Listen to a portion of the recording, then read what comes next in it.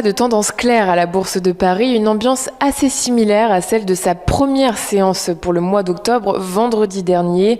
L'incertitude imprègne toujours les marchés. Il y a d'une part les tensions sur les prix et les approvisionnements qui demeurent, le tout avec la perspective d'une Fed moins accommodante, sans compter les ennuis et leurs conséquences du chinois Evergrande. Quelques valeurs en font particulièrement les frais, à commencer par les bancaires, mais aussi celles du luxe et de la technologie. En Asie, donc, l'indice Hang Seng de la bourse de Hong Kong perdait plus de 2% en clôture, amoché par l'annonce de suspension de la cotation des actions Evergrande et de celle d'une de ses filiales. Nous n'avons pour l'heure pas d'informations quant à la raison de cette décision.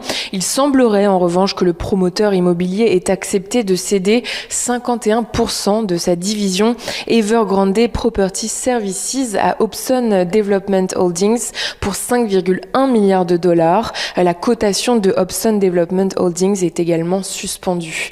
Et puis un point dette, Evergrande n'a de nouveau pas honoré le versement d'un coupon d'obligation d'un montant de 260 millions de dollars. Il devait avoir lieu le 3 octobre.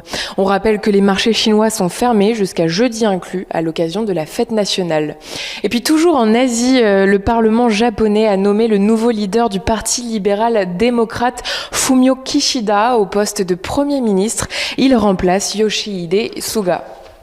Wall Street, de son côté, terminait en hausse de plus de 1% vendredi suite à l'annonce du laboratoire américain Merck de résultats encourageants au sujet d'un traitement contre le Covid-19.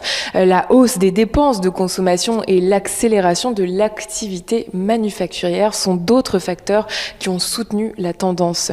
Sur le plan des matières premières, le baril du Brent de la mer du Nord oscille sous les $79 après un plus haut de 3 ans touché la semaine dernière à $80. Aujourd'hui, les ministres du pétrole de l'OPEP+ devraient décider d'un relèvement de production en novembre, attendu comme supérieur aux 400 000 barils par jour initialement prévus. Et puis à l'ordre du jour, on retrouve aussi la statistique des commandes à l'industrie américaine. Elle tombera cet après-midi, mais la statistique de la semaine est attendue vendredi avec le rapport sur l'emploi de septembre. Un rapport très attendu puisque la Fed devrait en tenir compte afin d'établir son calendrier concernant la réduction du montant de ses achats d'actifs. Focus sur quelques valeurs. Air France-KLM progressait ce matin avant de ralentir.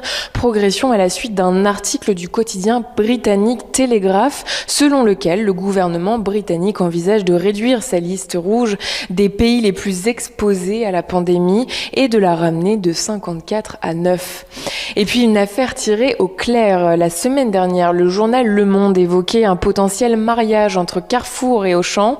Eh bien, Barthélémy Guillain, le principal propriétaire d'Auchan, s'est entretenu avec La Voix du Nord et il l'affirme, la famille Mullier ne vendra jamais Auchan.